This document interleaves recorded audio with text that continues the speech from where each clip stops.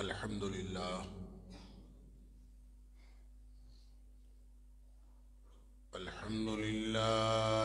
نحمده ونستعينه ونستغفره ونؤمن به ونتوكل عليه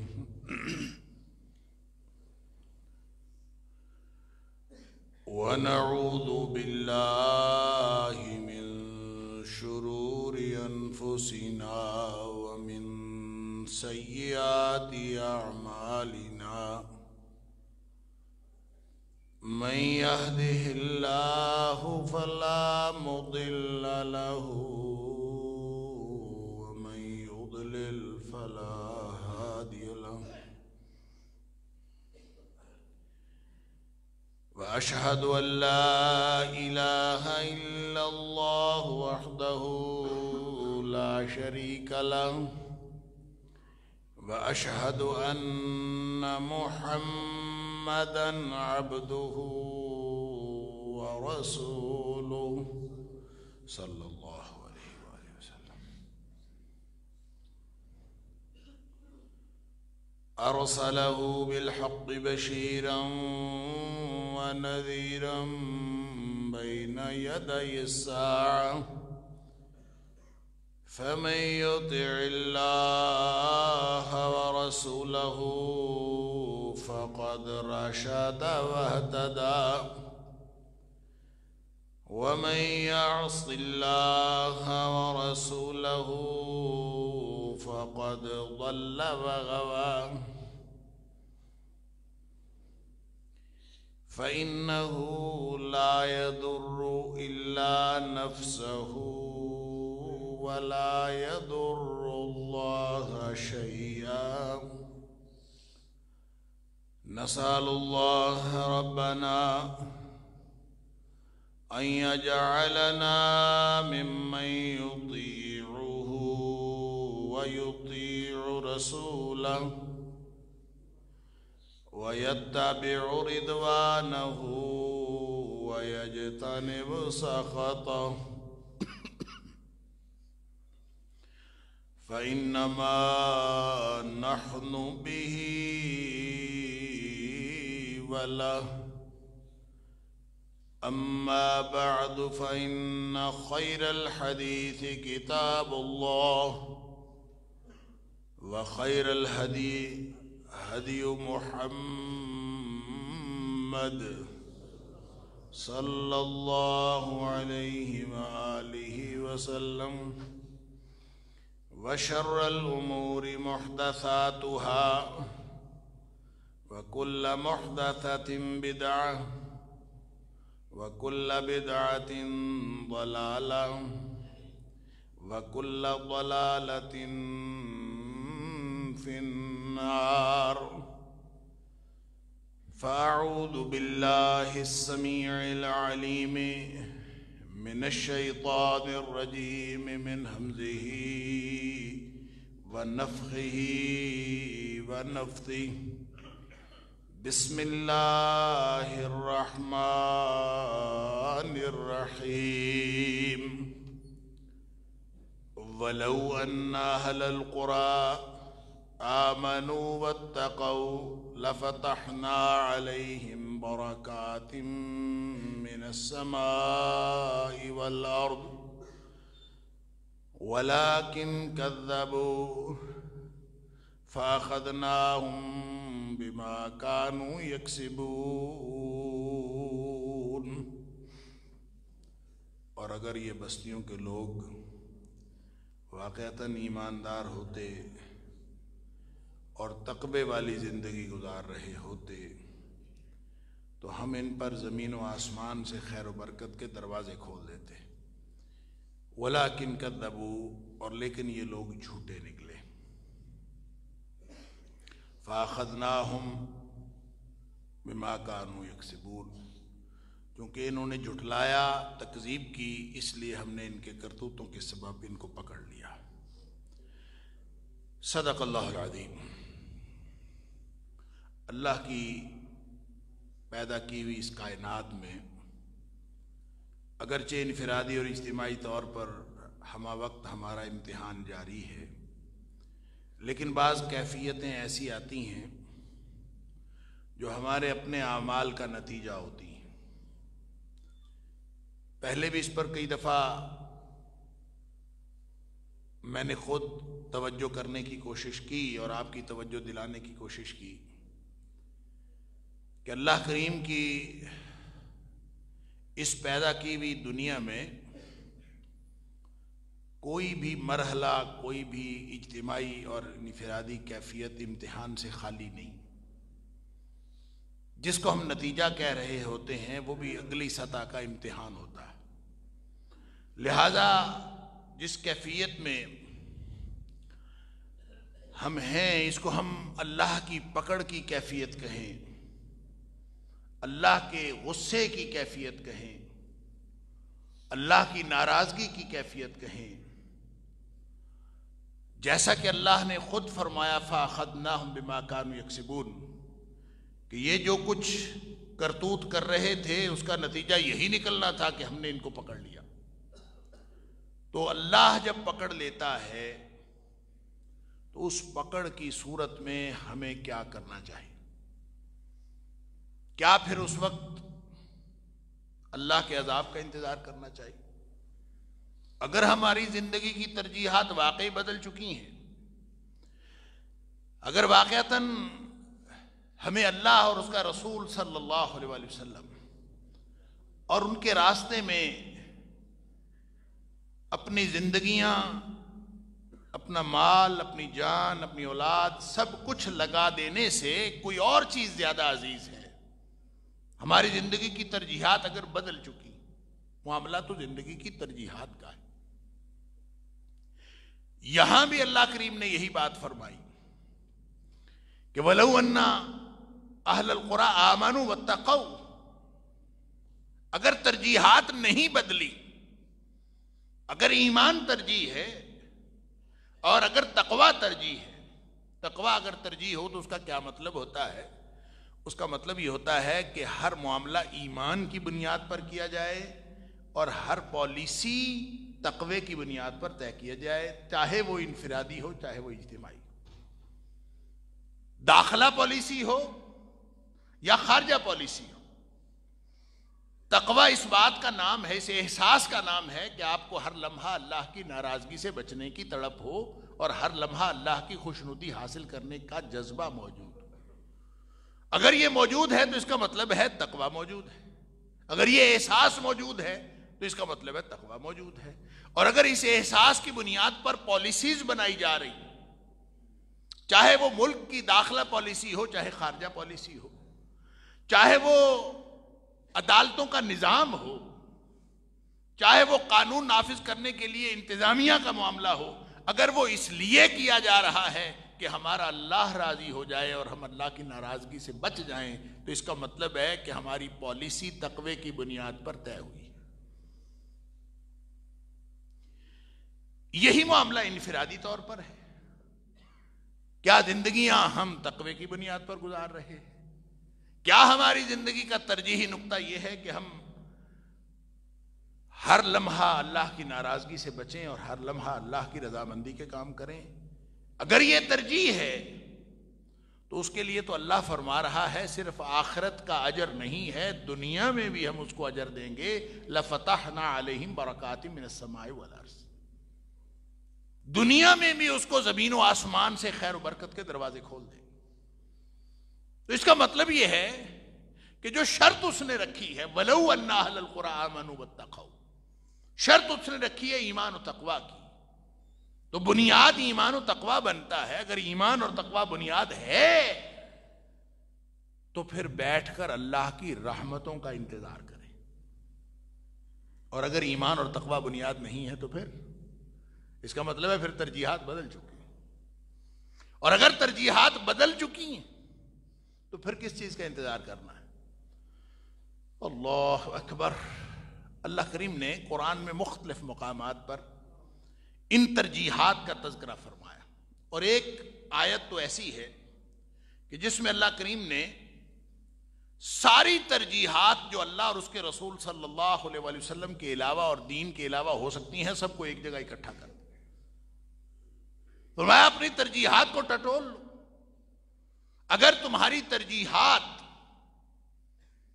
وہ اللہ اور اس کے رسول صلی اللہ علیہ وسلم اور ان کے راستے میں مر مٹنے کے علاوہ کوئی اور چیز ہے، اللہ اکبر، اور وہاں بھی یہاں لو کہہ کے شرطیہ ایک جملہ فرمایا ہے، اگر ایمان ہے، اگر تقوی ہے تو پھر خیر و برکت ہے، اور اگر ایمان و تقوی نہیں ہے تو پھر کیا ہے؟ تو وہاں اللہ کریم نے ایک لمبی فہرست بتائی ہے، سورہ توبہ کی آیت نمبر 23-24 غالباً یہاں کہیں ہے۔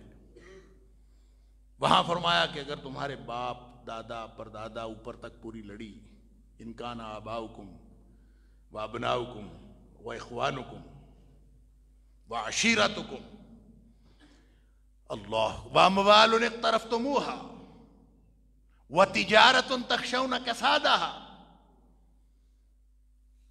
یعنی آپ دیکھ لیں کہ آپ جن گھروں میں رہتے ہیں، جس کاروبار میں آپ الجھے ہوئے ہیں، جو آپ کے معاملات ہیں، اگر آپ کی وہ پہلی ترجیح بن گئے ہیں، یا آپ کے رشتے پہلی ترجیح بن گئے ہیں، ماں باپ سے بڑا رشتہ کوئی نہیں ہے، یا پھر اولادیں ہیں، اولادوں کے لیے انسان سب کچھ کر گزرتا ہے، یا پھر سسرالی رشتہ دار ہیں، اس کے لیے انسان سب کچھ کر گزرتا ہے، لہذا اللہ کریم نے سب کچھ ارشاد فرما دیا، ان کان آباؤکم و ابناؤکم و اخوانکم و ازواجکم و عشیرتکم، سارے رشتے گنوا دیے۔ گویا میرے سے اور آپ سے یہ سوال ہے اللہ کا، یہاں سوال یہ ہے، لو ان اہل القری آمنوا واتقوا، بستیوں کے لوگ اگر ایمان و تقوی کو پہلی ترجیح بنائے ہوئے ہیں تو پھر تو خیر و برکت آنی تھی نا، پھر اللہ کی رحمتوں کا انتظار کریں، اور اگر یہ ترجیح نہیں ہے، اللہ کی رضامندی پہلی ترجیح نہیں، تو ترجیح کیا ہو سکتی ہے؟ کاروبار ہو سکتا ہے، اموال اقترفتموہا کا ذکر کر دیا، وَتِجَارَةٌ تَخْشَوْنَ كَسَادَهَا، کاروبار میں مندی پڑ جائے گی، معاملہ خراب ہو جائے گا، سٹاک مارکیٹ نیچے گر جائے گی، آپ کا ڈالر اوپر چلا جائے گا، روپیہ نیچے آ جائے گا، یہی معاملات ہیں مارکیٹ کے اندر، ہمارا معاملہ، ہماری اکانومی، یہ ہماری ترجیح ہے۔ اموال اقترفتموہا اور تجارت تخشون کسادہا دو مختلف چیزیں ہیں، دونوں اکانومی سے تعلق رکھتی ہیں۔ مال جس کو کمایا ہے، زر مبادلہ کے ذخائر کم ہو جائیں گے، اموال اقترفتموہا جو مال کمائے ہیں وہ کم ہو جائیں گے، وہ پہلی ترجیح ہے، اللہ اکبر۔ یا پھر تجارت تخشون کسادہا، یا پھر کاروبار، منڈیاں اجڑ جائیں گی، آپ کی سٹاک مارکیٹ نیچے آ جائے گی، کساد بازاری شروع ہو جائے گی۔ کیا ترجیح ہے؟ چاہے انفرادی طور پر چاہے اجتماعی طور پر، ترجیح کیا؟ ہماری پالیسیاں بن رہی ہیں، اکانومی سنبھالو، اکانومی سنبھلنے سے سنبھل نہیں رہی، ایک گورنمنٹ گئی دوسری آ گئی، بلکہ اب تو جو آئی، ساری جو ملک کی جماعتیں تھی ساری سر جوڑ کے بیٹھ گئی، وہ اکٹھی ہو گئی، اکانومی نہیں سنبھل رہی، کیسے سنبھلے گی؟ وہ جو رہ گئی ہے، جو اس وقت اپوزیشن ہے، اس کو بھی ساتھ ملا لیں، اکانومی پھر بھی نہیں سنبھلنی۔ کیوں نہیں سنبھلنی؟ اس لیے کہ تم نے ترجیحات بدلی ہیں، اللہ کا قانون تمہارے اوپر دوسرا لاگو ہوگا۔ اللہ کے جو قوانین ہیں وہ ماننے والوں کے لیے اور ہیں، نہ ماننے والوں کے لیے اور ہیں۔ جو نہیں مانتے نا، ان کی وہ لگام ڈھیلی چھوڑ دیتا ہے، ان کی سٹاک مارکیٹ نہیں بیٹھتی، ان کا معاملہ خراب نہیں ہوتا، ان کی منڈیاں اوپر جاتی ہیں، اللہ اکبر۔ ان کی جو وال سٹریٹ ہے، وہاں سے جو پالیسی نکلتی ہے وہ ہمیں کامیاب لگتی ہے۔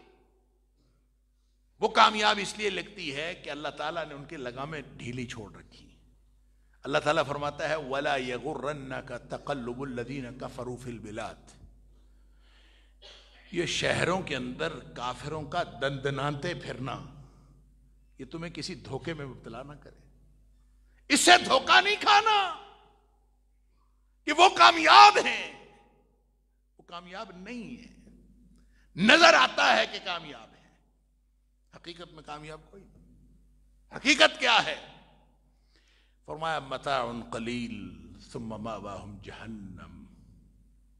تھوڑی سی چند دنوں کی بات ہے، اللہ نے ان کو ڈھیلا چھوڑا ہے، سامان دیا ہے. متاع قلیل، چند دن عیاشی کے ہیں، ان کے نظر آتے ہیں. ثم مأواہم جہنم، جو اصل زندگی ہے وہ ان کی جہنم میں گزرنی ہے. وبئس المہاد، اس سے برا ٹھکانہ اور کوئی نہیں، سب سے برا ٹھکانہ. لہذا اس سے دھوکے میں مبتلا نہیں. تم اپنی فکر کرو، تمہارا دعویٰ کیا تھا؟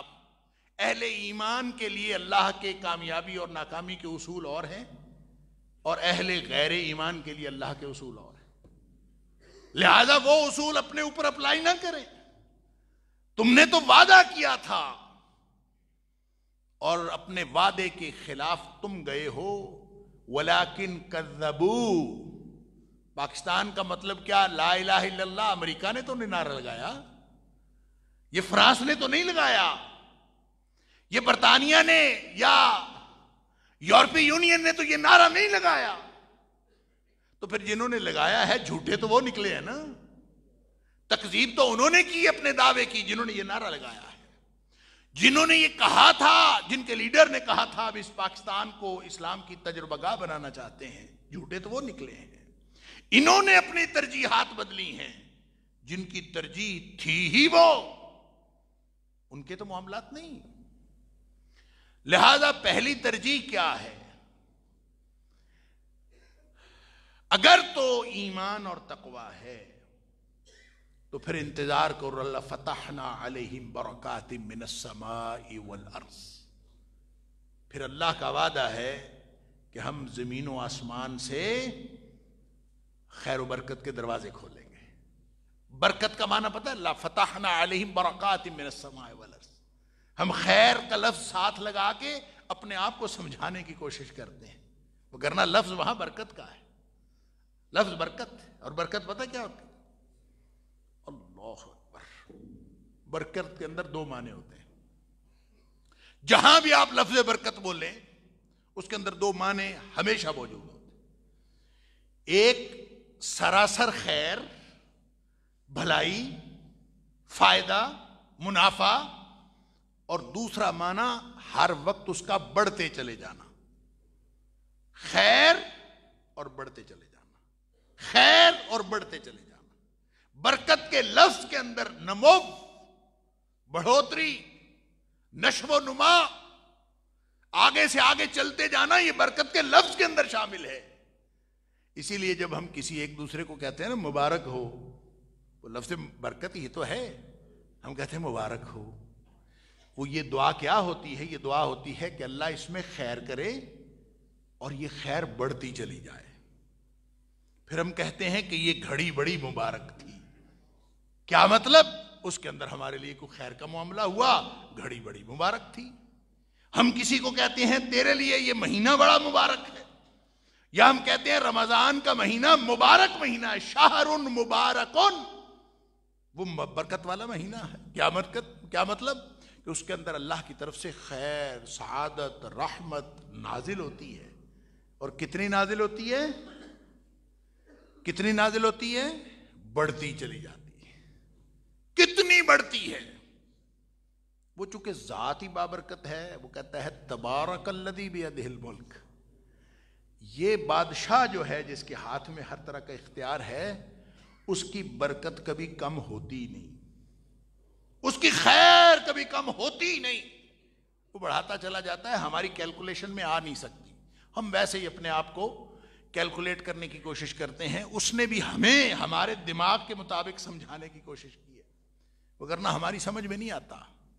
کہاں اللہ کی رحمت، اللہ کی برکت، کہاں ہم. ایک حدیث میں آتا ہے، نبی کریم صلی اللہ علیہ وسلم فرماتے ہیں رحمت کا لفظی معنی ہوتا ہے ڈھانپ لینا. جب اللہ اپنی خیر سے ڈھانپ لیتا ہے تو اس کو رحمت کہتے ہیں، جب وہ خیر بڑھتی چلی جاتی ہے تو اس کو برکت کہتے ہیں۔ تو ایک حدیث میں آتا ہے کہ نبی کریم صلی اللہ علیہ وسلم نے فرمایا کہ اللہ نے جب رحمت کو بنایا نا تو اللہ نے اس کو 100 حصے کر دیے، 100 حصوں میں تقسیم کر دیا، اور 100 حصوں میں تقسیم کر کے اللہ اکبر، جعل اللہ رحمتا 100 جزءا، 100 حصے بنائے، اور وَأَمْسَكَ عِنْدَهُ 99 جزءا، 99 حصے اللہ نے اپنے پاس رکھ لیے، وَأَنزَلَ عَلَى الْأَرْضِ جُزْءًا وَاحِدًا، اس میں سے صرف ایک حصہ زمین پر نازل کیا۔ 99 اپنے پاس رکھے، وہ بھلا کس کے لیے رکھے ہیں؟ وہ اہل ایمان کے لیے رکھے۔ 99 حصے اللہ نے اپنے پاس رکھے ہیں اور وہ اہل ایمان کے لیے رکھے ہیں جو اللہ تعالیٰ آخرت میں ان کو عطا کرے۔ اور وہ جو ایک حصہ ہے دنیا میں، جو کچھ ایک دوسرے کے ساتھ خیر بھلائی کا معاملہ، رحم و کرم کا معاملہ، جتنا بھی آپ دیکھتے ہیں وہ سارا اللہ کے اس رحمت کے 100ویں حصے کے سبب ہے۔ حتیٰ کہ مخلوقات جو ایک دوسرے کے ساتھ رحم و کرم کا معاملہ کرتی ہیں، اور رحم و کرم کی سب سے بڑی علامت ماں ہوتی ہے، اور چاہے وہ کسی جاندار کی ماں ہو، چاہے وہ انسانوں کی ماں ہو، ماں تو ماں ہوتی ہے۔ اور دنیا کائنات میں جتنے تمام خلائق میں سے جتنی مائیں اپنے بچوں سے پیار کرتی ہیں، وہ بھی اللہ کی رحمت کے 100ویں حصے کی وجہ سے کرتی ہیں۔ تو ابھی تو اس نے ہمیں صرف 99 حصے وہ قیامت والے دن اللہ نے اہل ایمان کو دینے ہیں۔ کافروں کے لیے یہی کچھ ہے جو کچھ دنیا میں ہے، لہذا اس سے دھوکے میں مبتلا نہیں ہونا۔ وَلَوْ أَنَّ أَهْلَ الْقُرَىٰ آمَنُوا وَاتَّقَوْا لَفَتَحْنَا عَلَيْهِمْ بَرَكَاتٍ مِّنَ السَّمَاءِ وَالْأَرْضِ، زمین پر بھی خیر و برکت عطا ہوتی، آپ کو برکت ملتی۔ برکت ملنے کا مطلب کیا تھا؟ برکت ملنے کا مطلب یہ تھا، اللہ اکبر، کہ آپ کی ایک ایک ڈیل خیر کا باعث ہوتی، ایک ایک پالیسی خیر کا باعث ہوتی، اور جب وہ خیر کا باعث ہوتی تو اس کے اندر وہ خیر بڑھتی چلی جاتی، یہ برکت ہوتی۔ لہذا آپ کی گیس کم ہونے کی بجائے بڑھتی، آپ کی گندم کم ہونے کی بجائے بڑھتی، آپ کا پانی جو اللہ نے نیچرل ریسورس دیے ہیں، سارے کے سارے نیچرل ریسورسز، جب اس میں اللہ کی طرف سے برکت پڑتی تو یہ ہمیشہ ہر لمحہ بڑھتی چلی جاتی، کبھی کم نہ ہوتی۔ ہم اس زرعی ملک کے اندر بچپن سے پڑھتے ہیں، زرعی ملک، گندم امپورٹ کرنی پڑ رہی، گیس ختم ہو گئی، ذرائع، وسائل، نیچرل ریسورسز، لگتا ہے کوئی بڑی غلطی ہوئی ہے، وگرنہ اس کا تو وعدہ ہے، شرط رکھی اس نے، آمنوا واتقوا، تم یہ کام کرو، ایمان کو بنیاد بناؤ، واتقوا، ایمان ہو اللہ اور اس کے رسول صلی اللہ علیہ وسلم پر، اور ترجیح کیا ہو؟ پالیسی بناتے وقت آپ کی ذہن میں ترجیح ہو کہ کہیں میرا اللہ راضی، کہیں میرا اللہ ناراض نہ ہو جائے، میں نے تو اللہ کو راضی کرنا، یہ خطرہ دل میں رہے ہر پالیسی۔ یہ بات صرف اجتماعی طور پر حکومتی پالیسیاں بنانے کی نہیں ہے، انفرادی طور پر اپنے ہر عمل کی پالیسی سے لے کر حکومتی پالیسیوں تک ہے۔ اگر یہ ہے اور اگر یہ ہوتا، لَفَتَحْنَا عَلَيْهِمْ بَرَكَاتٍ مِّنَ السَّمَاءِ وَالْأَرْضِ، تو پھر برکت کا، اللہ کی طرف سے خیر و برکت کا انتظار کرتے، زمین بھی سونا اگلتی، آسمان بھی تمہارے لیے رحمتیں نازل کرتا۔ کرتوت تمہارے اپنے ایسے ہیں، وَلَكِنْ كَذَّبُوا، تم نے تکذیب کی، جھٹلایا، فَأَخَذْنَاهُمْ بِمَا كَانُوا يَكْسِبُونَ، اللہ نے لوگوں کے کرتوتوں کے سبب ان کو پکڑ لیا۔ اب ہم پکڑ میں ہیں، پکڑ میں ہیں تو اس کا مطلب ہے ہماری ترجیح ایمان اور تقوی نہیں تھا۔ ایمان اور تقوی ہوتا تو ہم پکڑ میں نہ ہوتے، اور اگر پکڑ میں ہیں اور ایمان و تقوی ہماری ترجیح نہیں ہے تو پھر ہماری ترجیح کیا ہے؟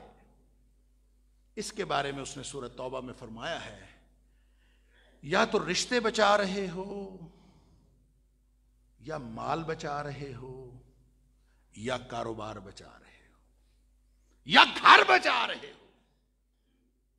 وَمَسَاكِنُ تَرْضَوْنَهَا، جنت نظیر گھر بھی تو ترجیح ہوتی ہے نا. میرا گھر بچ جائے بس، دنیا تباہ ہوتی ہے تو ہو جائے، میرا گھر بچ جائے.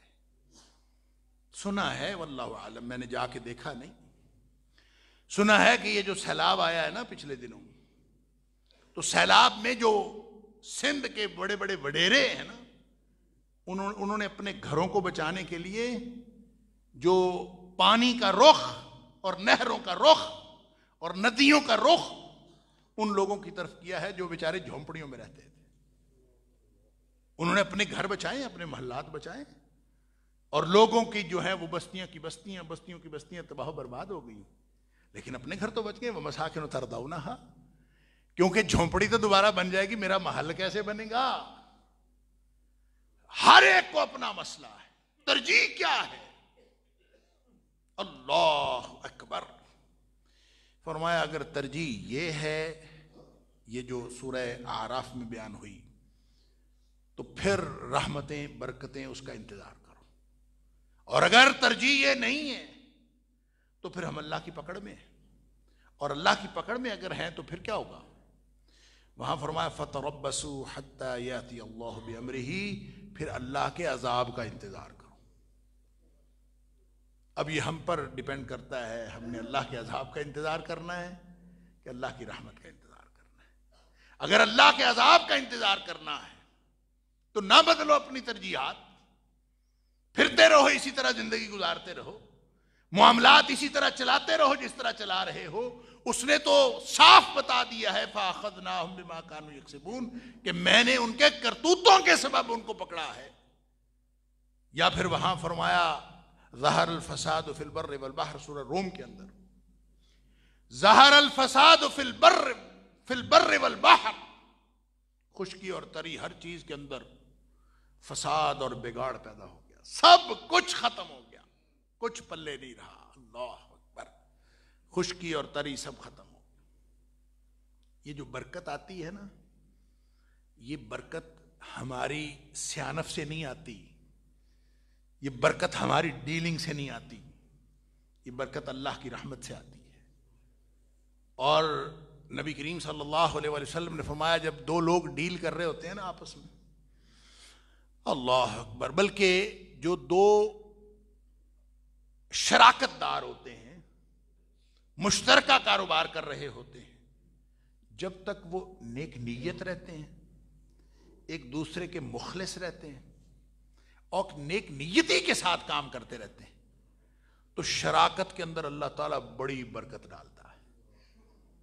جب تک وہ نیک نیتی کے ساتھ، اللہ اکبر. اور جو ہی ان کے دل میں بدنیتی آتی ہے، وہ کسی ایک کے دل میں آئے یا دو کے دل میں آئے یا چار کے دل میں آئے، کوئی ایک بندہ بدنیت ہو جائے، اللہ اکبر. نبی کریم صلی اللہ علیہ وسلم فرماتے ہیں محقت لہما برکت بیہما، ان کی اس ڈیل کی برکت مٹا دی جاتی ہے، اٹھا لی جاتی ہے برکت. محقت لہما برکت بیہما، وہ برکت ہی اٹھا لی جاتی ہے. کون اٹھاتا ہے؟ اللہ اٹھاتا ہے. محقت لہو، اٹھا لی جاتی ہے. کیا مطلب؟ برکت تو آتی ہے آپ کی نیت سے، برکت آتی ہے آپ کے اخلاص سے، برکت آتی ہے آپ کی ترجیحات سے. اور اگر آپ نے وہ ترجیح ہی نہیں بنائی، لو ان اہل القرى آمنوا واتقوا، ایمان اور تقوی اگر ترجیح نہیں تھا تو یہ ایمان اور تقوی کو ترجیح بنائے بھائی. اگر تو اللہ کی رحمت لینی ہے اور اللہ کی برکت لینی ہے تو پھر اس کو ترجیح بنائے. وگرنہ اللہ فرماتا ہے کہ یہ جو بگاڑ پیدا ہوا ہے خشکی اور تری میں، یہ سب کچھ ہمارے ہاتھوں سے نکل گیا. اللہ اکبر. ظہر الفساد فی البر والبحر بما کسبت ایدی الناس، یہ میرے اور آپ کا، ہمارا اپنا کیا دھرا ہے. ہم نے خود گڑبڑ کی ہے. بیٹھ کے دعائیں کرتے ہیں اللہ سے، شکوے ہوتے ہیں اللہ سے، گلے آتے ہیں اللہ سے، دل میں خیالات آتے ہیں پتہ نہیں اللہ ہمارے ساتھ کیا کر رہا ہے. کیوں؟ وہ کیوں نہ کرے. تمہارے کرتوت ہی ایسے ہیں. ظہر الفساد فی البر والبحر بما کسبت ایدی الناس. اللہ اکبر. فرمایا کہ یہ پھر یہ جو کیا ہے نا، یہ لیذیقہم بعد الذی عملوا، ان کے کچھ اعمال کا بدلہ چکھانے کے لیے دیا ہے. میں تو یہ آیت جب بھی پڑھتا ہوں، یہاں جمعے میں کئی دفعہ ذکر ہوئی، شکر کرنا چاہیے ہمیں. یہ آیت سن کے بھی شکر کے جذبات پیدا ہونے چاہیے. کیا کہ اس نے یہ نہیں فرمایا کہ تمہارے کرتوت ایسے تھے تو میں نے تمہارے اوپر عذاب نازل کر دی. عذاب نہیں اس نے ابھی نازل کیا. اللہ اکبر. وہ فرماتا ہے لیذیقہم بعد الذی عملوا، تمہارے کچھ اعمال کا کچھ بدلہ چکھانے کے لیے تمہارے ساتھ یہ صورتحال کی. تھوڑا سا ہلو گے، تھوڑا سا زلزلہ آئے گا تو شاید واپس آ جاؤ. لعلہم یرجعون، شاید کہ یہ لوگ واپس آ جائیں. امید بن جائے گی کہ شاید واپس آ جائیں. اور جن کو جھٹکا بھی کوئی فائدہ نہیں دیتا. اللہ اکبر. وہ پھر منافق ہی ہوتے ہیں. اللہ تعالیٰ معاف کرے. ایمان کی پھر رمق بھی دل میں نہیں ہوتی. اللہ تعالیٰ نے سورہ توبہ میں فرمایا وَلَا يَرَوْنَ أَنَّهُمْ يُفْتَنُونَ فِي كُلِّ عَامٍ مَرَّةً أَوْ مَرَّتَيْنِ. یہ منافق ہیں ایسے لوگ جن کو سال میں 1 یا 2 دفعہ جھٹکا دیا جاتا ہے. ثم لا يتوبون ولا هم يذكرون. پھر بھی واپس نہیں آتے، نہ نصیحت پکڑتے. اگر ایسا ہے اللہ تعالی ہمیں نفاق سے بچائے، اللہ ایمان نصیب فرمائے. تو بچاؤ ایمان سے ہے بھائی. وَلَوْ أَنَّ أَهْلَ الْقُرَىٰ آمَنُوا وَاتَّقَوْا لَفَتَحْنَا عَلَيْهِمْ بَرَكَاتٍ مِّنَ السَّمَاءِ وَالْأَرْضِ. ایسا کرتے ہیں میں اور آپ، ہم سب آج اللہ سے وعدہ کر لیتے ہیں. آج اس لمحے اللہ سے وعدہ کرتے ہیں کہ اللہ گزشتہ زندگی میں جو گناہ ہو گئے تو معاف کر دے. لیکن آج ہم تجھ سے وعدہ کرتے ہیں کہ ہم اپنی زندگی کی پہلی ترجیح ایمان اور تقوی کو بنائیں. ایمان اور تقوی پہلی ترجیح. کیسے بنتا ہے ایمان اور تقوی پہلی ترجیح؟ پہلی تو بات یہ ہے کہ ایمان مان لینے کا نام ہے، ایمان جان لینے کا نام نہیں. ہم مان لیں جو اللہ نے فرمایا، اس سے سچی بات اور نہیں ہو سکتی. جو بات اللہ کے رسول صلی اللہ علیہ وسلم نے فرما دی، اس سے سچی بات اور کوئی نہیں. یہ پہلی ترجیح بنانی ہے کہ آئندہ آج اس لمحے کے بعد میرا جس سے بھی تعلق ہوگا وہ ایمان کی بنیاد پر ہوگا. ایمان کی بنیاد پر رشتے ناتے، ایمان کی بنیاد پر کاروبار، ایمان کی بنیاد پر نوکریاں، ایمان کی بنیاد پر پڑھائی، ایمان کی بنیاد پر ہر عمل. لوگوں کے ساتھ تعلق رکھیں، ایمان کی بنیاد پر رکھیں. ایک بات جو میں نکاح کے موقع پر کہا کرتا ہوں کہ نبی کریم صلی اللہ علیہ وسلم نے فرمایا کہ رشتے دین کی بنیاد پر کیا کرو. اور دین کیا ہے؟ دین یہی ہے کہ آپ یہ دیکھیں کہ وہ کتنا ایمان والا ہے اور کتنا دین پر عمل کرتا ہے. لڑکی کا رشتہ لینا ہے، فَاظْفَرْ بِذَاتِ الدِّينِ تَرِبَتْ يَدَاكَ. کہ لوگ رشتے اس وجہ سے بھی کرتے ہیں کہ خوبصورتی ہے، دیکھ لینا کوئی حرج نہیں ہے. مال دیکھ لینے میں بھی کوئی حرج نہیں ہے، اور یہ دیکھنے میں بھی کوئی حرج نہیں ہے کہ کسی اچھے خاندان سے ہو، لیکن ترجیح دین کو ہو. فَاظْفَرْ بِذَاتِ الدِّينِ تَرِبَتْ يَدَاكَ. تیرے ہاتھ خاک آلود ہوں، دین والی کے ساتھ کامیابی حاصل کر. ترجیح پہلی دین کو ہونی چاہیے. لڑکے کا رشتہ دیکھنا ہے، فرمایا گھر میں کوئی آ گیا رشتہ لینے کے لیے، بہن بیٹی کا رشتہ آیا ہے، دیکھو اس کا دین کیسا ہے، اس کا اخلاق کیسا ہے. باقی نوکریاں شوکریاں دیکھنی ہیں دیکھ لو، وہ بھی کاروبار بھی دیکھ لو، سب کچھ دیکھ لو، خاندان بھی دیکھ لو، لیکن پہلی ترجیح کس کو دینی ہے؟ دین اور اخلاق. فرمایا من ترضون دینہ وخلقہ. جس کا دین اور اخلاق اچھا ہے فزوجوہ. اپنی بہن بیٹی کا نکاح کر دو. اور اگر نہیں کرو گے نا، لا تفعلوہ، اگر پھر بھی نہیں کرو گے، تکن فتنۃ فی الارض وفساد عریض. زمین میں فتنہ پھیل جائے گا اور بہت بڑا بگاڑ پیدا ہوگا. اس بہت بڑے بگاڑ، یہ بے سبب نہیں ہے بگاڑ. یہ جو دنیا میں فتنے پھیلے ہیں یہ بے سبب نہیں ہے. ہم نے پہلی ترجیح ایمان کو نہیں بنایا.